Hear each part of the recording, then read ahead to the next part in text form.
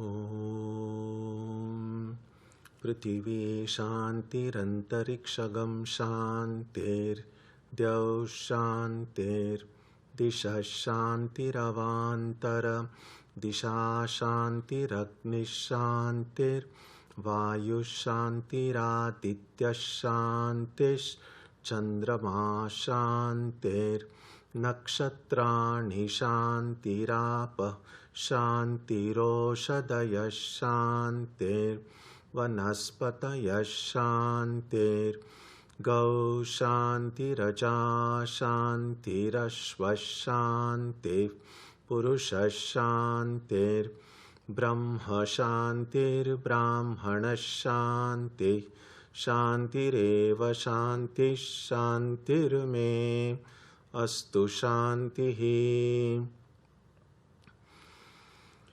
May there be peace on earth and in the sky. May there be peace in the water and in all directions. May there be peace in the plants, in the trees, and in animals. May there be peace in the hearts of all beings. May there be peace in everyone and in everything. Sarvetra sukhinas santu, sarve santu niramayaha, sarve bhadrani pashyantu, ma kaschit dukkha bhag bhavet, sarvastaratu durgani, sarvo bhadrani pashyatu, sarvas sadbuddhimapnotu, sarvas sarvatra nandatu. May all be happy and healthy, may all see what is good, and may no one experience misery. May all overcome their obstacles and acquire good tendencies. May people everywhere find joy and fulfillment.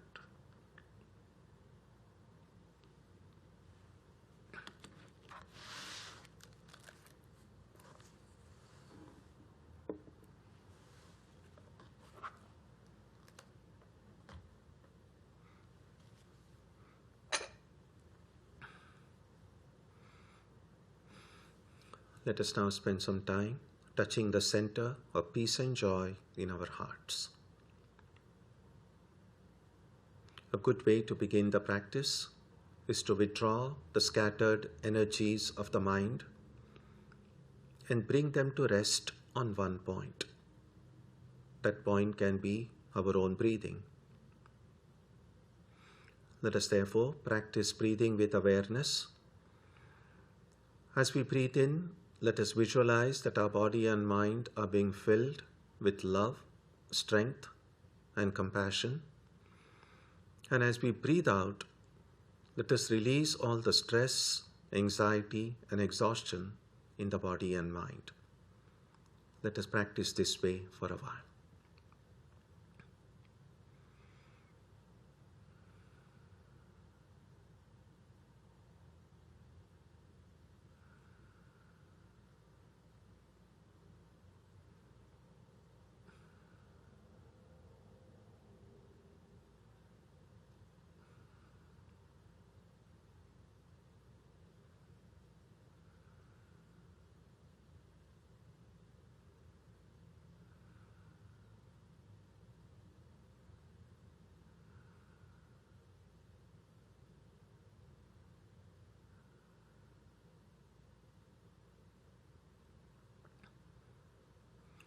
Let us now turn our attention to the region of our heart. Although God is present everywhere and in everyone, the divine presence can be felt most clearly in our own hearts. We can meditate in any way we have been taught. To remain focused, we can take the help of a short mental prayer or a mantra or a divine name. Let us now spend some time dwelling on the presence of God in our hearts.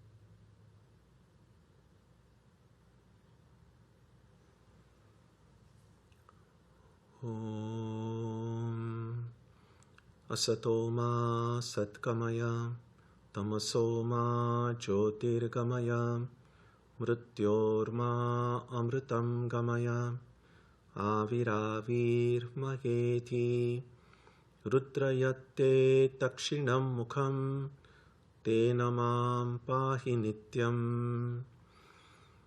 May the Divine lead us from the unreal to the real, from darkness to light, from death to immortality. May the Divine Consciousness fill our hearts and protect us.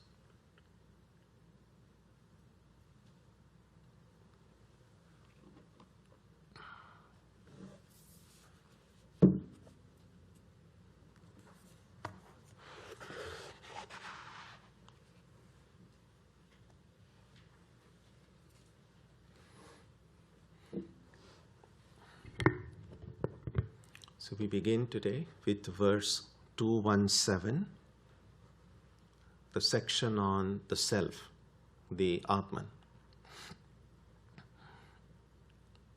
It's ironical that to know how the self is or what the self is, we need a book to find that out. Logically speaking, knowledge of the self should have been the first thing we should have known. And it's not that we don't know anything about the self. We know that the self exists. How do we know the self exists? Simply because every one of us knows I exist. And so the existence of the self is not in question.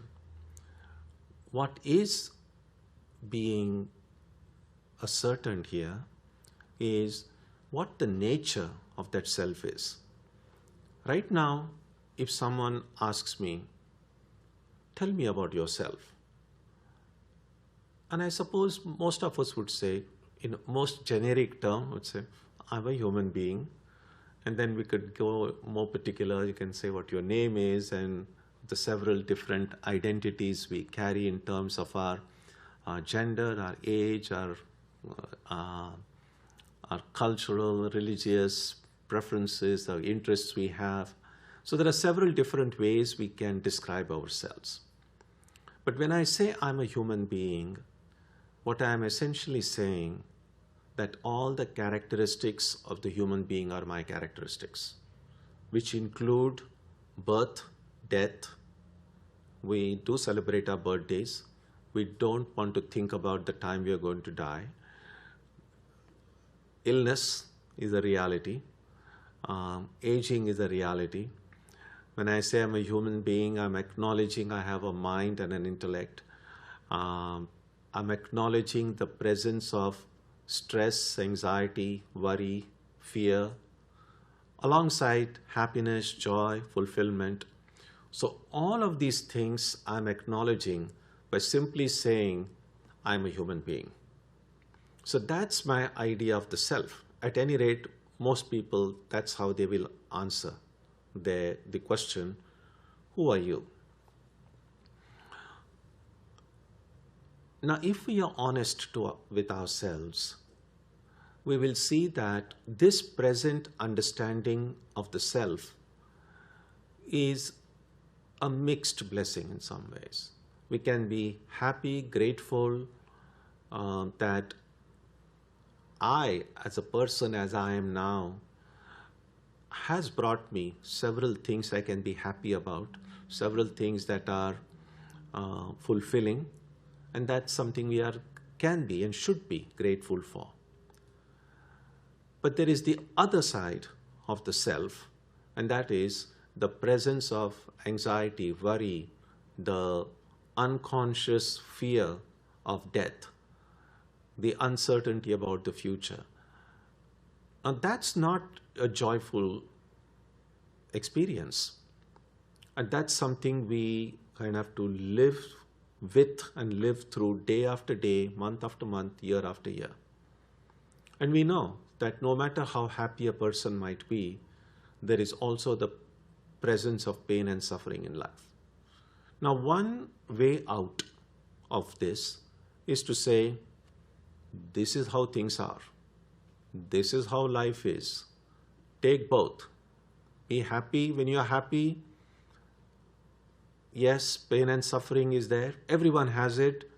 Hope and pray that it goes quickly and so that you'll be happy again.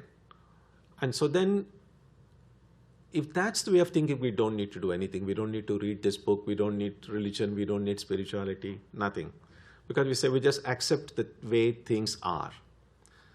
But if someone says, no, I refuse to accept things as they are.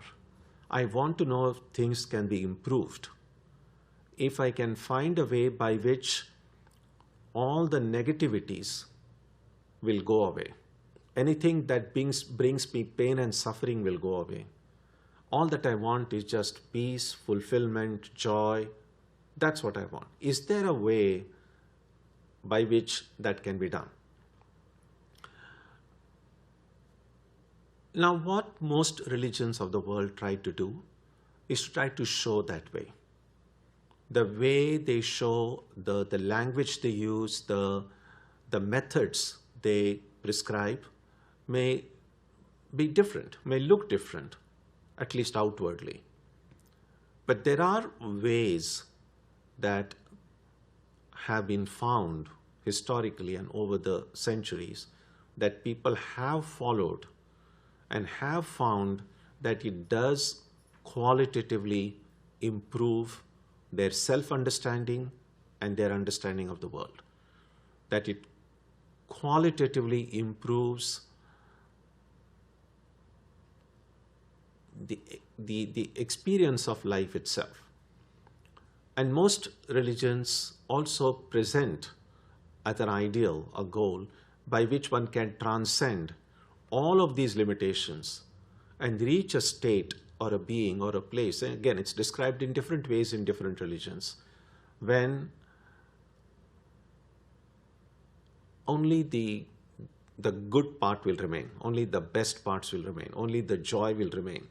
And that's what most people want.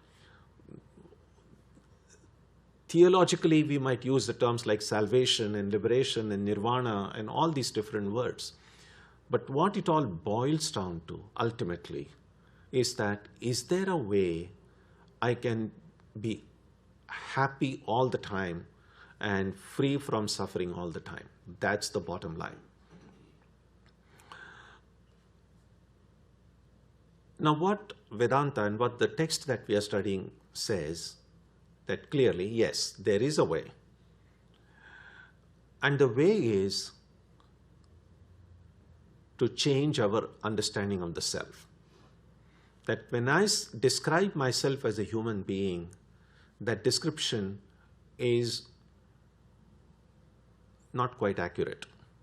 In fact, it's quite inaccurate. Why don't I say it's totally wrong? It's simply because of this. When I say I am a human being, it's partly true. By partly, I mean the statement I am a human being can be broken up into two statements. That is, I am someone, and that someone is a human being. Now, if I break up that statement into these two, then the first part is absolutely true. I am someone. The second part, that someone who I think I am is a human being, that is wrong. And so what this section that we are studying now is doing, it's describing that someone. That what I am, this is who you are. Now, as we have seen in the few verses last week, and what we'll see more today, this description is not our present experience. But that's what the book is saying. This is who I am. This is who you think you are. What we want to know is how to go from this one kind of understanding to this new way of understanding. How to traverse the gap between experiencing I'm a human being to experiencing I'm a divine being. Now, don't get caught up in words, because sometimes I'm a divine being might kind of sound very exotic. But what it really means is simply this. When I say I'm a human being, means I'm a mortal creature, subject to birth and death, aging and sickness, stress and worry. And when I say I'm a divine being, what it means is I am birthless and deathless. I am beyond the mind, so I have no stress, no anxiety, no worry. None of these things. I am limitless, because it's the body and the mind that limit me. When these limitations are removed, I'm infinite. I don't need to go anywhere because I'm already everywhere. So that's the kind of meaning when I say changing our self-understanding from being a human being to a divine being. So with that at the back of our mind, now let us look at verse 217. Jagrat swapna sushuptishu sputataram yosau samujrumbhate pratyagrupataya sada ahamaham ityantaspuranne kadha nanakara vikara bhajina iman pashyannaham dhi mukhan nityananda chidatmana spuratitam vidhitvametam hridi. So the nature of the self, of who I am, is being described again as the previous verses did. We find some of these ideas are repetitive, but these are done because we so often forget. So the book is trying to reinforce this idea so that they go deep down in our heart. So know this to be your own self. Translated to meaning, this is who you are. This which shines very clearly on its own in the states of waking, dream, and deep sleep. Each of these phrases is very important. What shines? By shines is means what becomes an object of our perception. Clearly, in the waking state, this world is the object of our perception. When we are dreaming, the dream world is the object of our perception. In deep sleep, a total ignorance, darkness, absence of everything, that is the object of our perception. But through all of these three states, none of them shines on its own. In order to see the waking world, externally, I need the light of the sun or I need electricity. If it's like pitch darkness, except maybe your cat, we won't be able, no one will be able to see anything. And then, of course, what is needed is the light of awareness. I need to be conscious. If I'm asleep, then of course the waking world is shut out to me. So awareness is present while I'm waking. Similarly, awareness is present while I'm dreaming, because if I'm not aware of it, I wouldn't see the dream world. Awareness is present when I'm in deep sleep, because without that, I wouldn't know that I did not know anything. So even in order to know I'm ignorant, I must have knowledge of my ignorance. So when an ignorant person, to know that I'm ignorant, you need some knowledge. So if you are, there are a lot of people who are ignorant of their ignorance, and that's the worst state to be in.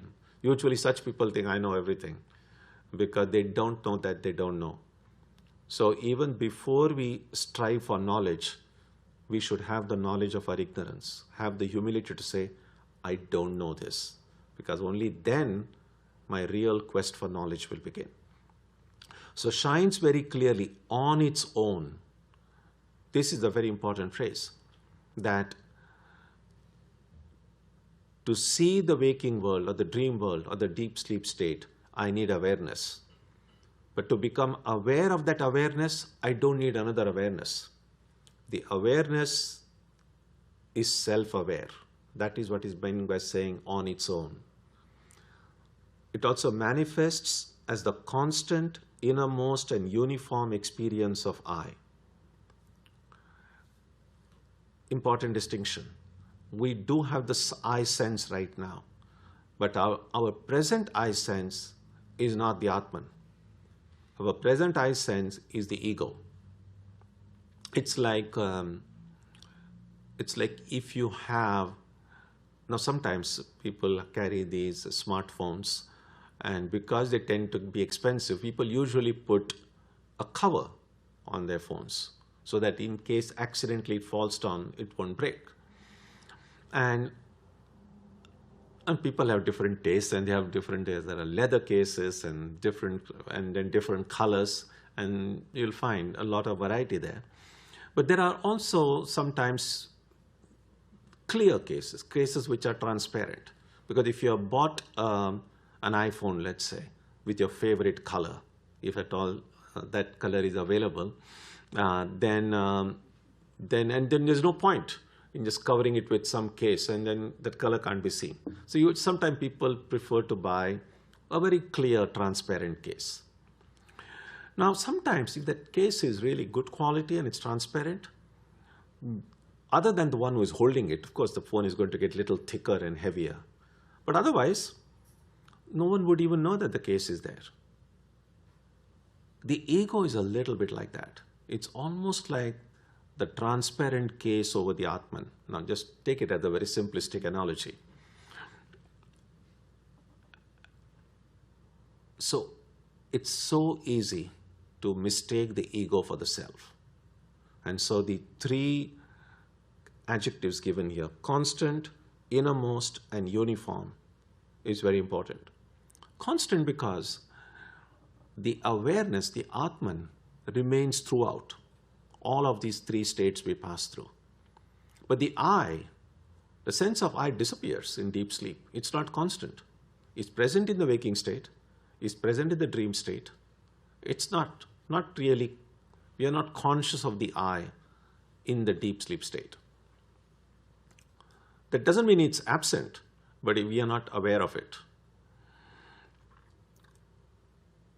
But the Atman is present in all the three. The third important thing is uniform. The Sanskrit word here is ekadha. The I, the ego, is not exactly uniform in all the three states. The I of my waking state and the I of my dream state may not be exactly identical. It's possible for a millionaire to go to sleep and dream that they are homeless, let's say. And so, in the waking state, this person has the ego of being, I'm a millionaire. And in the dream, oh, I'm homeless. So that I, the ego, is not uniform. It changes depending on what kind of dream you have. And sometimes your dream may be an exact reflection of the waking state also. Sometimes it's very different. But the Atman is all of these. Constant, it's the innermost. The ego is not the innermost. Yes, it might feel as if it is inner than the body and maybe innermost than the mind if we visualize it sequentially. But the innermost essence of our being is the self, because I am the self. There is nothing inside the self. And therefore the self is the innermost. And third, it perceives egoism. That's the important thing. The intellect and the other layers with their diverse forms and modifications. How do I even become aware of the I sense? So my awareness of my ego itself shows that it is different from the ego. The ego is objectified when the ego is perceived. And finally, makes the presence felt in the heart as the eternal, blissful, conscious self. Right now, the Atman is still very much there because I am there, I am the Atman. But right now, we don't feel this all the time because my true self is covered by all these layers, the ego, the mind, the intellect, the body. And therefore, it lies buried deep down. It's something like if you have something and you bury it deep under the ground and cover it with everything, you won't see it. So this has been a little bit like that. And the tragedy is, I have gotten alienated from my own self,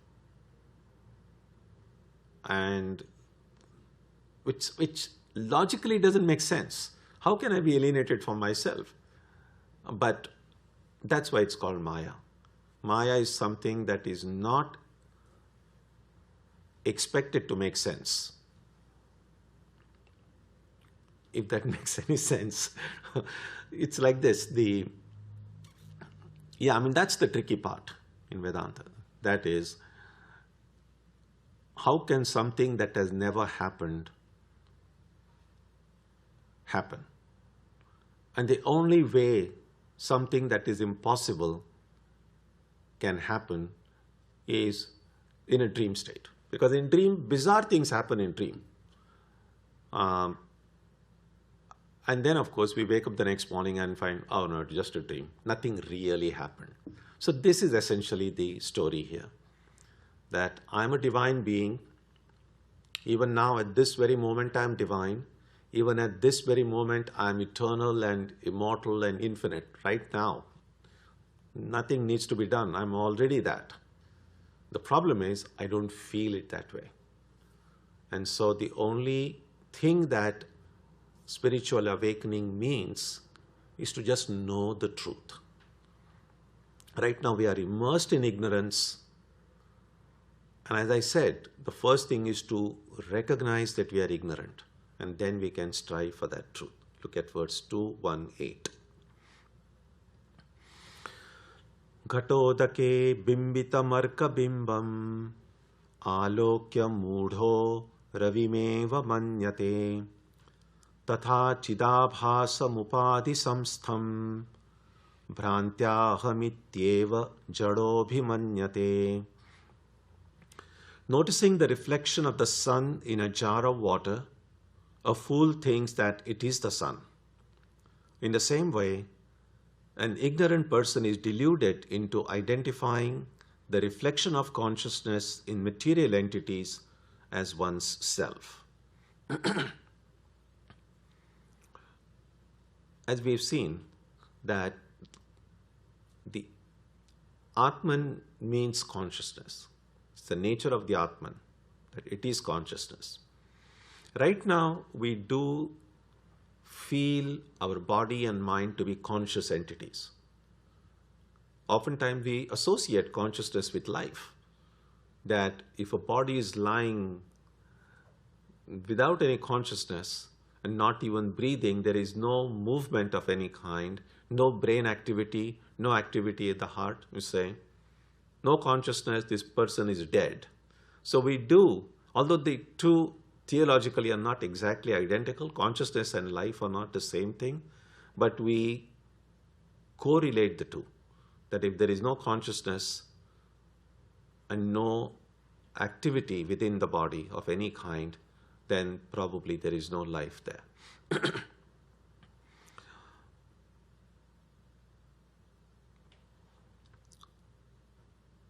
So look at this example that is given in this verse.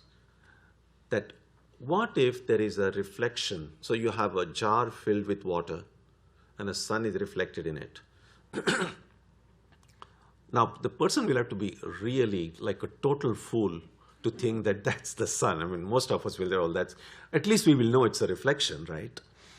I mean, it's not like if you look at your own reflection in water, you say, oh my God, I'm drowning. And most of us are not that foolish. We say, yes, that's reflection. Well, we have that much common sense that somehow has not carried over to our self-understanding. So what this verse is saying is really, I'm looking at the reflection of consciousness into this jar filled with water, this body-mind filled with ignorance, and this Atman's consciousness is reflected in it, which is what makes the body and mind appear conscious, and I feel that's me. So while we are able to know that a reflection of the sun is a reflection of the sun, but here is the reflection of the Atman in my body and mind, I'm not able to know that it is a reflection. I'm mistaking it to be the real thing. And that's why the next verse will point out. Let's read the next verse. Ghatam jalam tadgatamarka bimbam vihaya sarvam divivikshater kaha tatastha etat triyavabhasakaha swayam prakasho vidusha yatha tatha. Just as ignoring the jar, the water, and the sun's reflection in it, the wise person sees the sun, who is distinct from them, illumines those three, and is itself self-illumined. The same is the case here. So, carrying over that example from the previous verse, it says, who is a wise person? A completely foolish person will think the sun has fallen into the water and is drowned.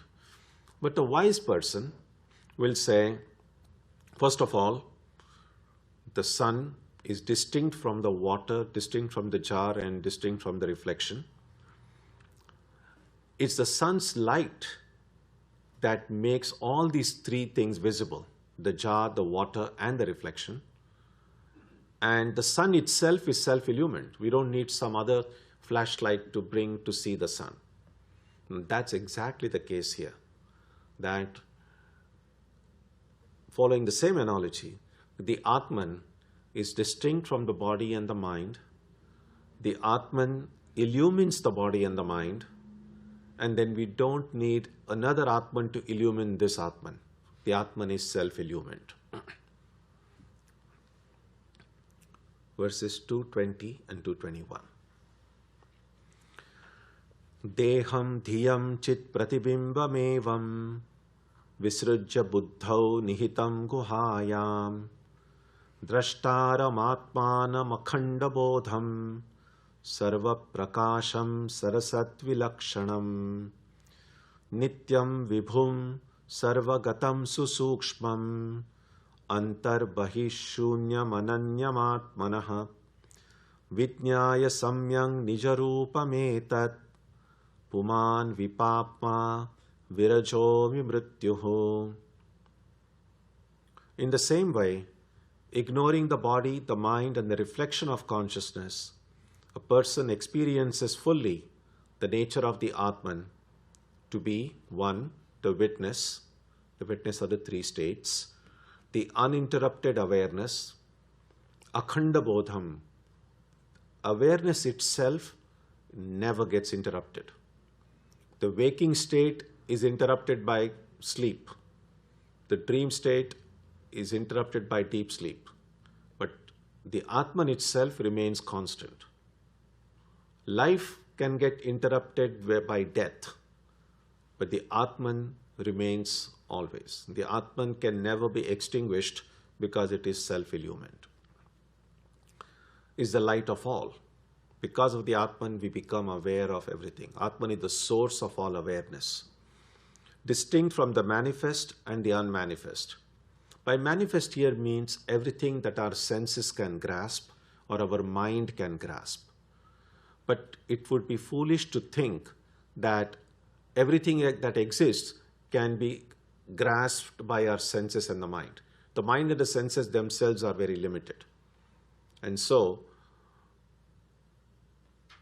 everything, whatever you understand by everything, is more than what our mind and senses can grasp. And that's pretty obvious in some ways, because even a rudimentary knowledge of the human body, we know that even we cannot hear all sounds. There is only a certain frequencies that we hear. Less than that and higher than that we don't hear. Same thing with regard to sight. And as I mentioned before, cats can see at night. We can see only up to a certain point. That's it. Then we don't see. So even what sensory data our senses bring us from the external world, whether it is sound, light, touch, all of those things, we are not getting the complete data. We are just getting as much as my senses are able to receive. So even at the physical plane, I'm not able to see even the physical universe in its totality. Forget about the subtler parts of the world. And therefore, distinct from manifest and the unmanifest. Unmanifest means the subtlest part of existence, before things have begun to manifest. Eternal, that which is eternal is the only thing that is real. There is no such thing as a temporary reality. Infinite, all-pervading, extremely subtle. And therefore, to see the Atman, our perception has to become subtle. And how does our perception become subtle? And in one form or the other, all these books will say only through purity of heart, purity of purpose, purity of emotion, purity of reason. Right now, all these things have become contaminated. Contaminated by our own desires, our ambitions. It's not a very clear picture. And therefore, the journey towards acquiring subtlety, the subtle perceptions, is to remove all these negativities from the heart. The presence of hatred, anger, jealousy, all these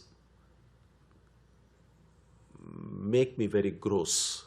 I become incapable of grasping subtle things. The more I hold on to truth, unselfishness, kindness, love, compassion, these qualities help release that power of subtlety in my heart. Whenever we study any text, especially scriptures, especially these texts which have layers of meaning, how much we understand from them, how much we can grasp, will depend on how much subtlety I have acquired in my understanding. It's a little bit like there is this hole, the Atlantic Ocean is there, the Pacific Ocean is there. It's deep. How deep can I go? Well, as much as I am trained myself to go. These deep sea divers can go at great depth because there's great practice and training. And some of us might be able to go a few feet and say, oh, no, I can't go more than that. So same is true with regard to the power of understanding.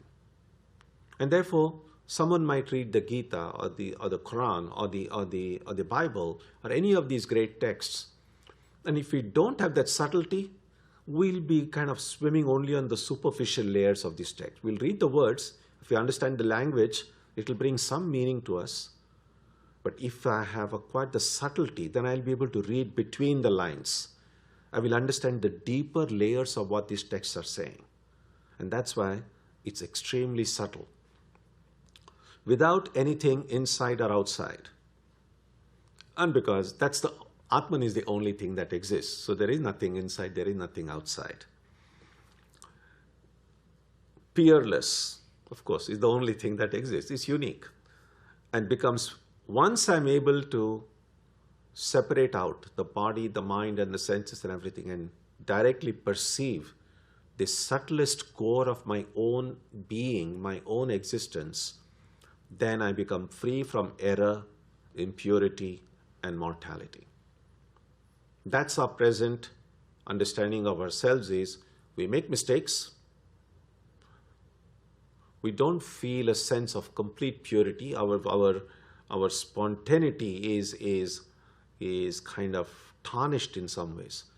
There are things we would like to do, but our spontaneity affects us because either fear or guilt or all these kind of external and internal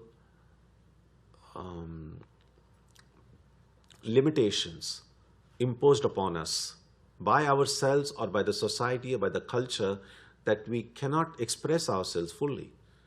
That's why no matter how much we would say, we are free, not really free. And a real freedom will come when this, we are able to express ourselves, not just through words, just expression of our being fully, without nothing restricting us, nothing binding us. The word here is vipapma. The word papa sometimes gets translated, I think when the early translations were done by the Indologists, and they just felt, well, papa is kind of similar to sin. And so the word papa often gets translated in English as sin. It's okay to use the word sin, except to just recognize, keep at the back of the mind, that sin, the word sin is also a very theologically loaded word, that it means something very specific in the Judeo-Christian tradition, in the Abrahamic traditions. One of the ways sin is understood is as an act of disobedience to God.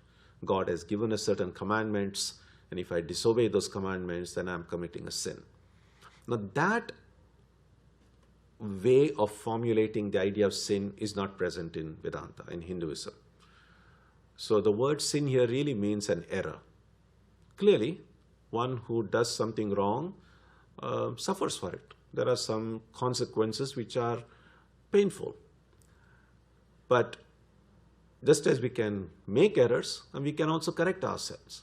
And so a better way to translate the word papa is, it's papa. There are two words in Sanskrit, papa and punya. And sometimes people they translate it as merit and demerit. That's not a bad way to look at it. So I've simply translated it as becoming free from error. Swami Vivekananda once said that Vedanta recognizes no sin, that it recognizes error. Yes, we can make mistakes, and hopefully we can learn from our mistakes. And so that is why I translated the word as error. And finally, the last verse in this section, 222.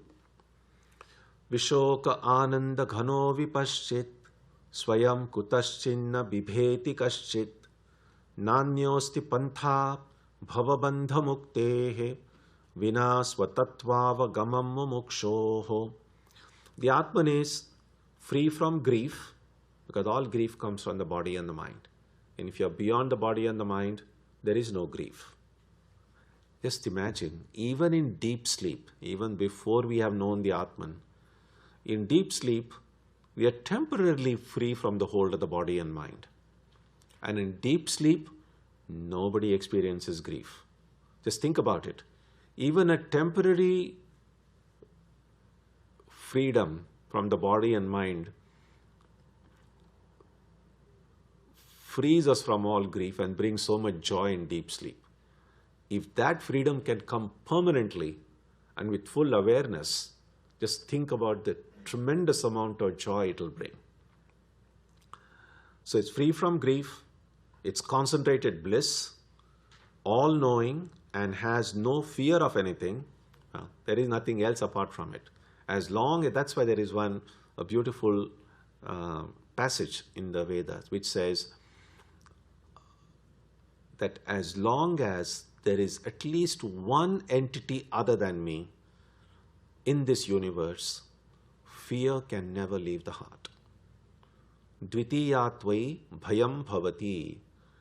As long as there is at least one, there is fear. Now, fear doesn't necessarily mean that that person is going to come and necessarily kill me or anything. But it can be very subtle. I mean, the example I like most is this. If you're just sitting by yourself in a room, in a big hall, you are the only person there. There are no cameras, there is nothing. You are the only person. You feel free. You feel, well, no one's watching me, no one is judging me. I can be myself. Now let's say after a while, one other person enters that hall, and the hall is huge. Maybe that person is far away. That person is not even threatening you. But just the presence of one other person in that hall, you don't feel as much free anymore. You just feel like, no, I have to be careful. Someone is there. Someone's watching me. that is what is mentioned here.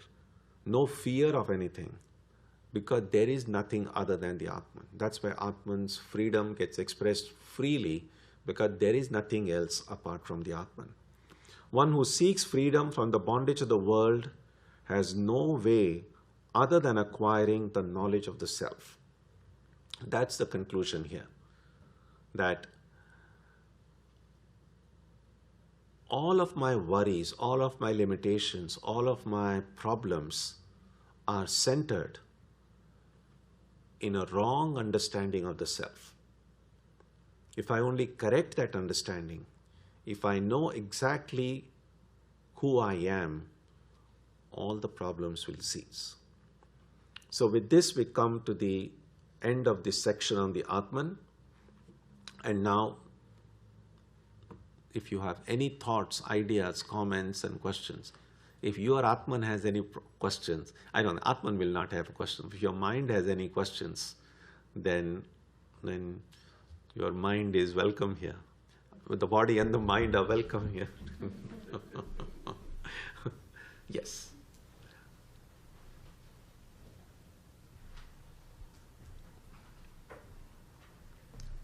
Pranam Swamiji.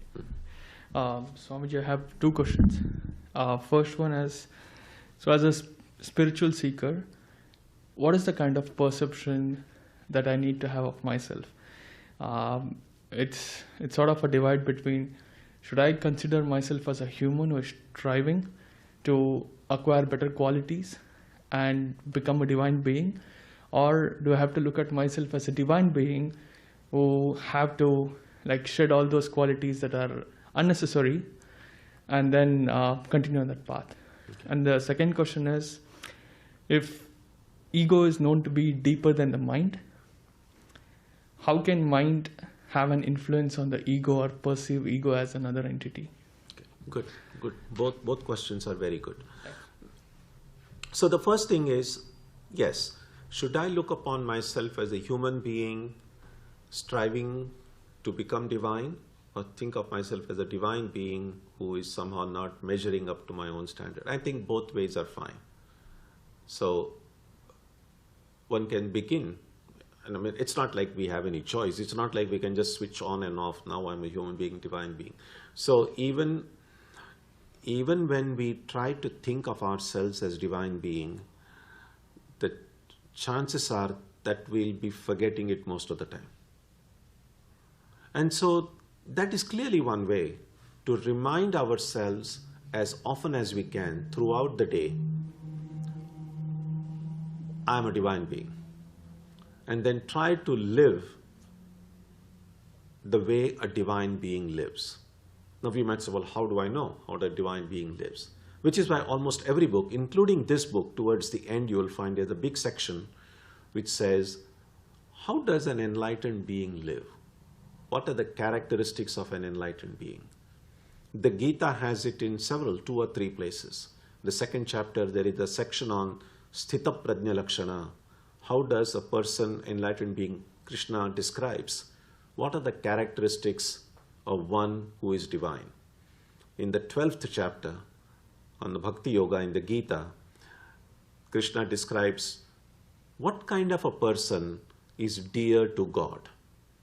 Again, it's a set of qualities, and meaning if I can strive to cultivate those qualities, then I will know that I am divine. So descriptions of how divine beings live are present in texts. And so what we can do is, even before we have become enlightened, we can try to live like enlightened beings. Because one idea is, now I'm unenlightened, I'm going to live like an unenlightened being, and one day enlightenment will come, and then suddenly I'll start living like an enlightened being. Possible, but a better way it would be, why wait for that some unspecified day when I'll be enlightened? Why not? You know the truth, and yet at least in the beginning it has convinced me intellectually that's how things are. Then let me now say, let me, even in my unenlightened state, let me make the best effort to live like an enlightened being. And of course, as I said, don't be disappointed. 99% of the time you will forget it. But even if you can remember it 1% of the time, to that extent, your attitudes, your approach, your thinking, your dealing with other people, your work will undergo a slight change, even if you remember it 1% of the time. And even 1% of the time is too much. But if I can remember that, even if I can remember it, say, for 1 minute, that's already a good sign. If I can do it 1 minute with a little bit of practice, maybe after 6 months or a year, I may be able to do it for 2 minutes or 5 minutes. And all that we need to do is to extend that. That's one way. And the other way would be, and which is often seen often stressed in devotional schools of thought, is through prayer and say, I don't know anything. I'm prone to making mistakes and seeking God's help, God's grace. And that way of earnest prayer, earnest surrender itself is one of the best ways of removing that ego. Because ego is the main hurdle. Yes, body can be a hurdle, mind can be a hurdle. But the last barrier, so to speak, is the ego. So if I am able to, not everyone, it doesn't happen naturally for everyone, but if I can completely surrender my ego at the feet of God through devotion, seeking God's grace, then you don't have to necessarily begin by thinking you're a divine being. You can just say, I'm a devotee. So either way is fine. And I mean, if you kind of think about it intellectually, if I say God is my father, God is my mother, I'm a child of God. And if God is divine, then how can the child be human, right? If God is divine, and God is my father or mother, and I'm divine too, maybe a little bit small divine is a big divine, right? So, I mean, there are several different ways of looking at it, and either way is fine. Just see whatever works in your instant case. Yeah. Anything else? Swami, second question. No, wait a minute now. Yeah. Oh yeah, your second question was there. Sorry, I thought you were going to ask one more question. No, that would be Okay, Vikram, just a minute. What was the second question? Tell me. Mind and ego. I give. Yes, good. Yes. So, yes, it was a good question that if the ego is inside, is the deepest core, then how can the mind help in revealing it on kind of getting out of that, right? The mind, there are these two statements in the Upanishads. One is that the highest truth is beyond the mind. Avang manasa gocharam, na tatra vag gacchati, no manaha, the mind cannot reach there, the speech cannot go there, senses cannot reach there. Then there is another statement in the Upanishad which says, manasaiva idam aptavyam, that this can be attained only with the help of the mind. Now these clearly seem contradictory statements. And so we go to the commentators. And Shankaracharya in his commentary says that susamskrutena manasa, which means that really what we referred to earlier, if that mind can be refined, then the mind can acquire that enough clarity to be able to transcend its own limitations. And that mind can help me get rid of the ego. So the mind that we have is a lot more powerful than we can ever imagine. In fact, I was discussing it with one very senior and elderly monks, one of the very illumined monks of our order. And I was struck, this was years ago, I was very young then, and he said, most people, they are aware maybe of just 1% of the potentiality of their mind. And he said if someone can even tap into 5% of the mind, they will be considered a genius in this world. They might get a Nobel Prize or something. Just 5%.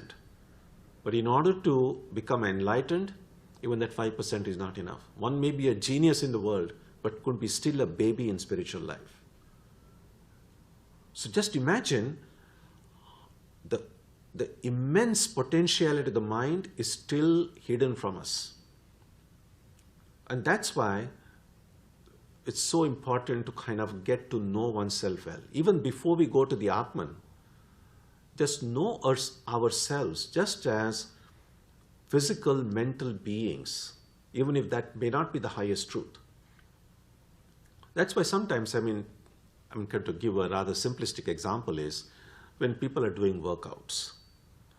And then sometimes we find that we either overdo something or underdo something. And you say, oh, I was doing this workout and this muscle is aching now a lot. Or I kind of lifted more weight than I'm able to do. So sometimes we do kind of hurt ourselves physically because we don't know the limitations of our own body. But if I'm aware, yes, in my present state of being, this much weight I can lift. And that may be today. Maybe if I practice more, my capacity might increase. But at every stage to know what my body can do, what my body cannot do.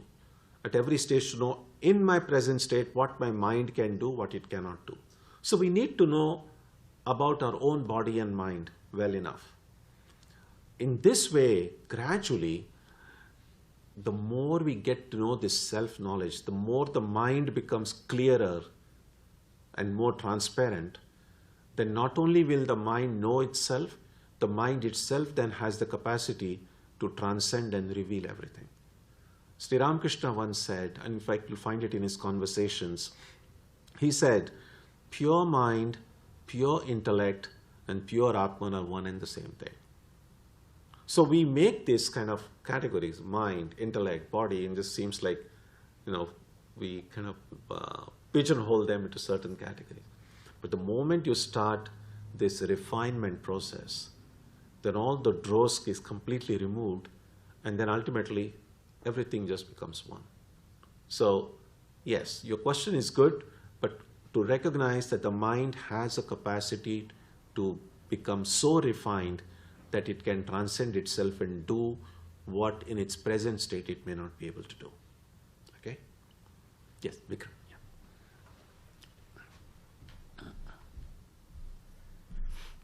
Aniya Swamiji. Swamiji, you said that all problems will cease when we see ourselves as the Atman. Is it binary, or can problems perhaps not cease completely but just reduce as we make progress towards seeing ourselves as the Atman?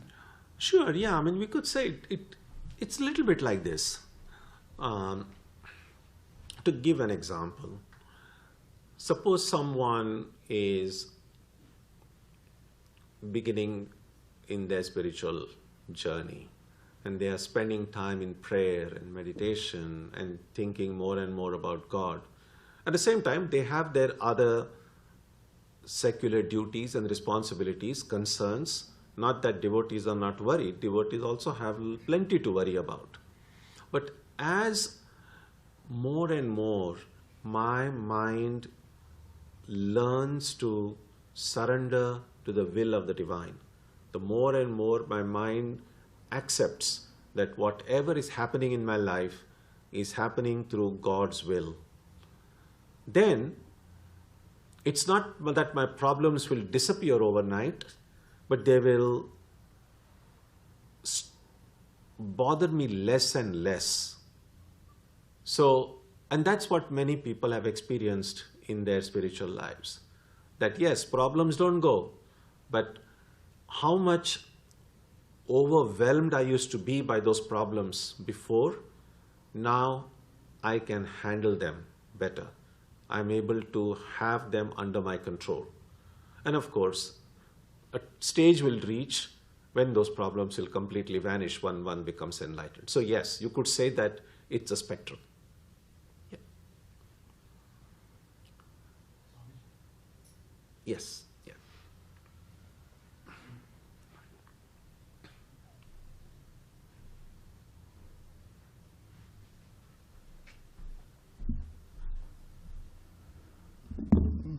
Swamiji, working on myself, convincing and purifying myself, I think we can be doing, and working on myself is easier, I feel. I can do something. But how do I convince intellectually or even in the waking world that there is no other person exists? Because what I'm experiencing is, in fact, this spiritual knowledge I'm getting from you, Swamiji. So how can I convince myself Swamiji doesn't exist? It's only the me exists everywhere. Good question. Yeah. No, I think, yeah, please sit down. I think it's a little bit like this, that it's not so much necessary to kind of start with saying, oh, nothing exists. I mean, yes, intellectually it's a good kind of exercise, but psychologically it's like this. As long as I exist, and when I say I, look at what I'm pointing at. When I say I exist, I'm pointing at this body, right? So as long as my own body and mind have a certain existence in my own thought, so when I say I exist, my body and mind exist, I am going to see other bodies and minds. So as long as I exist as a limited being, I will see other entities in the world. Now, what we can do is to say that this is not the ultimate reality. It's a little bit like if you go to see a movie. I mean, it's a big screen. If you go to an IMAX or Omni theater, huge screen, and everything else is dark. And sometimes you can get so immersed into that movie, and you might think, this is all that exists, right? Now, if I can keep somewhere at the back of my mind, yeah, I'm enjoying the movie, and actually just a screen there. All these are just images on top of that. But there are other people sitting around me who I'm not seeing, but they are there. So just as I can go to a movie, enjoy the movie, and yet knowing that that's not the ultimate truth. So similarly, we can go about in this world, do everything that needs to be done as best we can, but remembering that that's not the ultimate truth. So no need to say it doesn't exist. What's the point in saying when you're actually experiencing it? But what we can say is, I'm seeing it, but that doesn't mean that it's the absolute truth. Because no sooner you go to sleep, all this will vanish. Everything, including the Swami. Everyone will vanish. Maybe another Swami might come in a dream. That's different. So, yeah, so kind of that way of thinking might be better than saying nothing exists. Okay? Yeah. Anything else? Yes.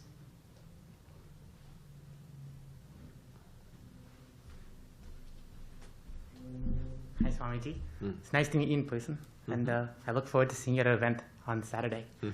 The question I had was two questions. The first one was, in terms of my understanding from what I've read and heard, it sounds like enlightenment can be looked at as a scale or a spectrum.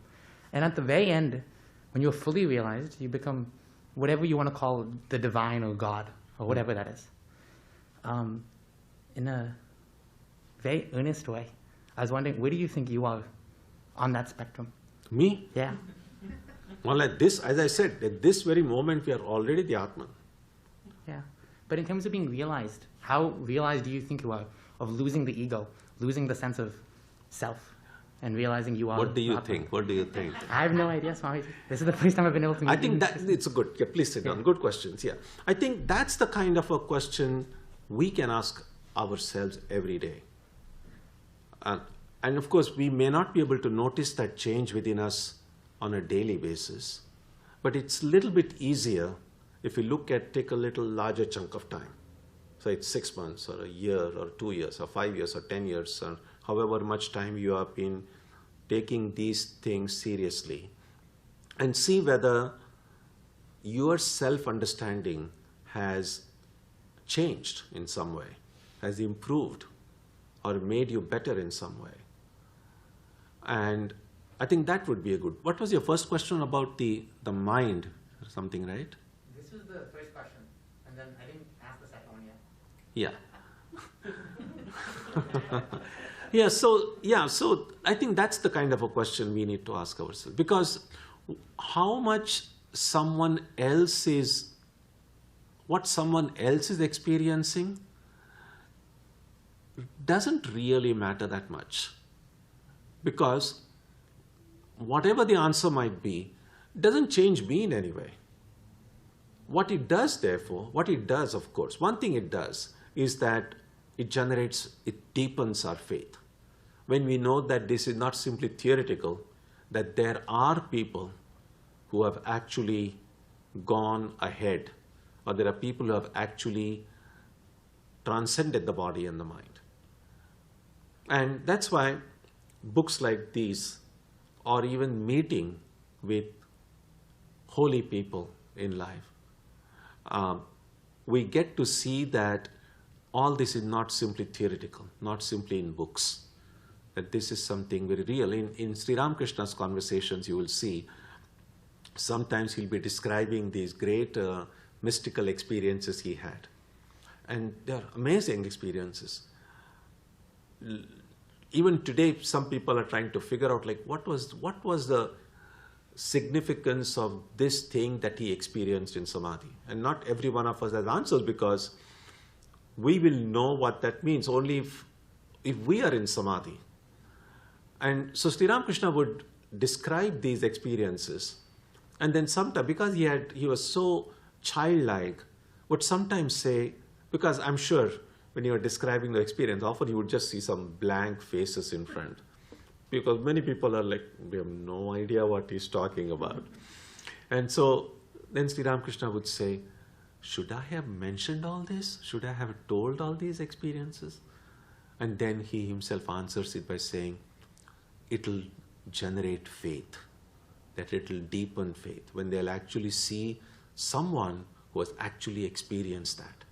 And so we are fortunate that all these great saints and mystics that have come, not only in ancient past, but in recent past, even among our contemporaries, and this is true in every religious tradition, in every part of the world, in every generation, there have been people who have been able to shed all these limitations that we human beings have, and showed what the great potentiality in our own heart is.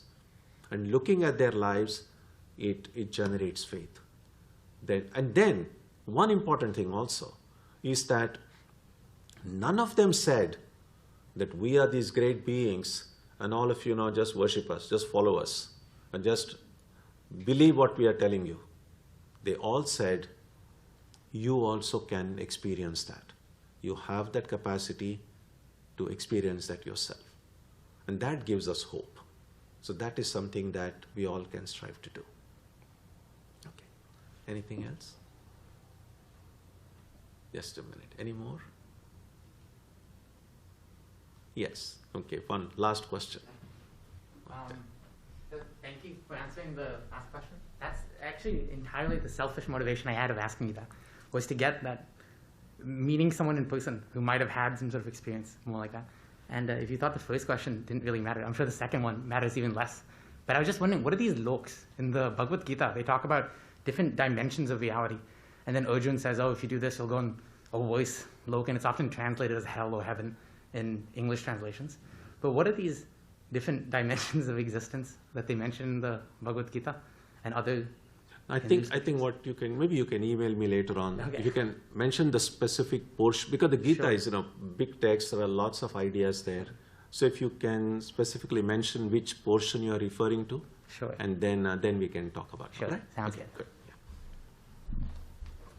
Okay, so we will stop here today, and when we begin next week, we will start this new section on the Absolute. The Absolute is meant Brahman. So we know that there are these two categories, Atman and Brahman.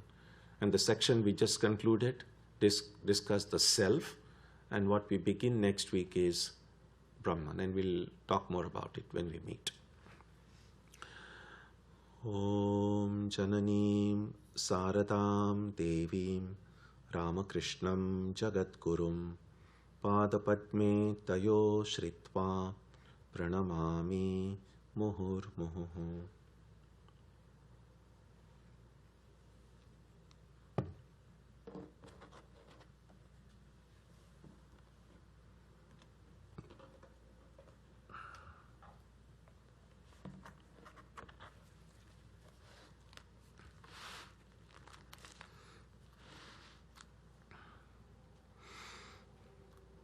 On Sunday, no satsang the way we have every Sunday. This Sunday we will have Durga Puja, but because our hall cannot hold the large crowds that come every year, and just for everyone's safety, we are going to do the puja fully online.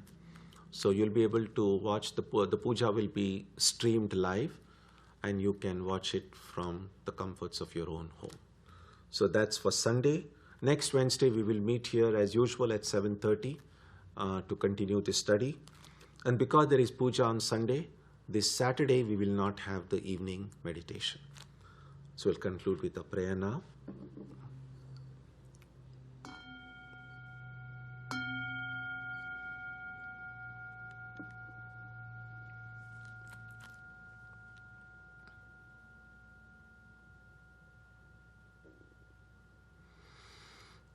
May the Divine Being, who is the Father in heaven of the Christians, Holy One of the Jewish faith, Allah of the Muslims, Buddha of the Buddhists, Tao of the Taoists, Ahura Mazda of the Zoroastrians, the Great Spirit of the Native Americans, and Brahman of the Hindus, lead us from the unreal to the real, from darkness to light, from death to immortality.